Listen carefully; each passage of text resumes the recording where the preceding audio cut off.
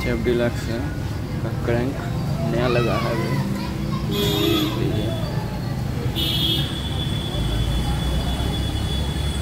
Crank का KCC Splendor है, 3850 रुपया पड़ता है।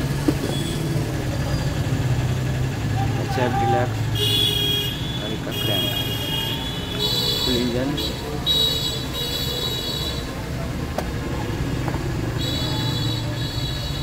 देखिए क्रैंक नया लगा है।